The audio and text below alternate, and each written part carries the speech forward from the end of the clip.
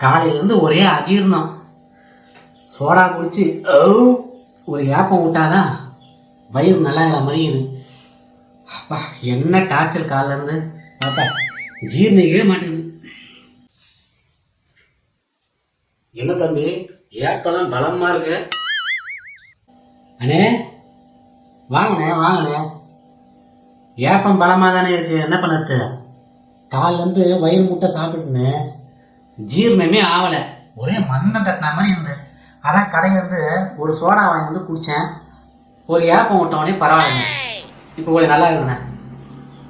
அஜீரணமாக இருக்குது, அதனால சோடா வாங்கி குடிக்கிறியா? இப்படி செரிமானம் ஆகலைன்றதுக்காக கடையிலேருந்துலாம் சோடாலாம் கண்டபடி வாங்கி குடிக்கக்கூடாது. இன்னொன்று தெரிஞ்சுக்க, நீ குடிக்கிற சோடாவால் எந்த விதத்துலையும் செரிமானம்லாம் ஆகாது. என்னென்ன சொல்கிறீங்க? இந்த மாதிரி கடையிலேருந்து சோடாலாம் வாங்கி குடிக்கக்கூடாதா? உடம்புக்கு கெடுதல? புரியல. என்னென்ன சொல்கிறீங்க?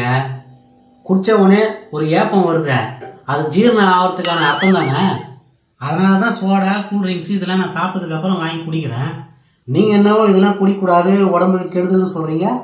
அந்த ஏப்பம் வரத்தை கூட உங்களுடைய கற்பனை தானே தவிர அது செரிமானம் ஆகிலாம் அந்த ஏப்பம்லாம் வரல. இவதான் உண்மை.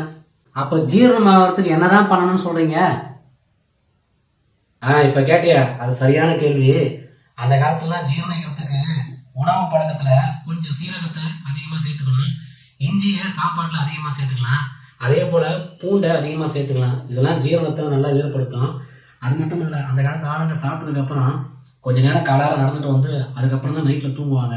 இதை கூட நம்ம பண்ணலாம். அது மட்டும் இல்லை, சாப்பிட்றதுக்கு முன்னாடி ஒரு அரை மணி நேரத்துக்கு முன்னாடி கொஞ்சோண்டு தண்ணி குடிச்சிட்டு அதுக்கப்புறம் நீ சாப்பிட்டீங்கன்னா நீ சாப்பிட்ற சாப்பாடுடைய அளவு குறையும். இதனால் இந்த வயிறு உப்புசம் ஏற்படுத்தலாம் குறையும். நிறைய பேர் ஏகப்பட்ட சாப்பாடு ஒரே நேரத்தில் கட்டுன்னு கட்டுறதுனால கூட இந்த மாதிரி வயிறு மந்தமாகி வயிறு உப்புசமாகும். அதனால் கடையில் போய் இந்த சோடா வாங்கி குடிக்கிறது, கூல்ட்ரிங்க்ஸ் வாங்கி குடிக்கிறதுனா ஒரு பழக்கமாகி உங்களுக்குலாம் ஏற்பட்டுருது. இயற்கையான முறையில் வீட்டில் இருக்கிற உணவு பழக்க வழக்கத்தாலேயே இந்த செரிமான பிரச்சனைலாம் சரி பண்ணலாம். இதுக்கெல்லாம் சோடாவும் தேவையில்லை, கூல்ட்ரிங்க்ஸும் தேவை கிடையாது. சொன்னது புரிஞ்சுக்க. ஆமாம் தம்பி, சோடா மட்டும் இல்லை, பெப்சி, கொக்கோ கோலா, லிம்கா, ஸ்ப்ரிட்டு எந்த கூல்ட்ரிங்க்ஸ் இருந்தாலும் நிறைய பேர் சாப்பிட்டதுக்கப்புறம் ஜீரணம் சரியாக ஆகலைன்ட்டு ஏப்பம் வரணுன்றதுக்காக ஒரு சோடா வாங்கி குடிக்கிறீங்க. ஆனால் அப்படி குடிக்கக்கூடாது. அது குடிக்கிறதுனால உடம்புல இருக்கிற எதிர்ப்பு சக்தியெல்லாம் குறைய ஆரம்பிக்கும். அந்த கூல்ட்ரிங்க்ஸில் என்ன கலந்துருக்குன்னே உங்களுக்கு தெரியாது. அது ஏகப்பட்ட கெமிக்கல் வேறு கலந்துருக்கு. அது மட்டும் இல்லை, சுகர் வேறு அதில் நிறைய இருக்குது. அதெல்லாம் குடிச்சிங்கன்னா நல்லா இருக்கிற உடம்பு கூட கெட தான் ஆரம்பிக்கும். என்னென்ன இப்படி சொல்லிட்டீங்க? இத்தனை வருஷமாக நான் இதைத்தான் பண்ணினுக்கிறேன். நான் மட்டும் இல்லை, நாட்டில் நிறைய பேர் இதை தான் பண்ணிகிட்டு இருக்காங்க. எப்போ பாரு ஏதாவது ஒரு கூல்ட்ரிங்க்ஸை வாங்கி குடிக்கிறது எல்லாருமே இதுவாகிறாங்க.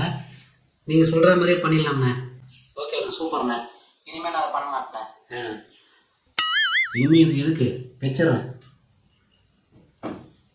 சரி தம்பி, சொன்னதெல்லாம் ஃபாலோ பண்ணு. கண்டிப்பாக உடல் ஆரோக்கியமாக இருக்கும், எந்த பிரச்சனையும் வராது. வயிறு பிரச்சனையாக அடிக்கடி டாக்டர் வீட்டுலாம் போக வேண்டிய நிலைமை வராது.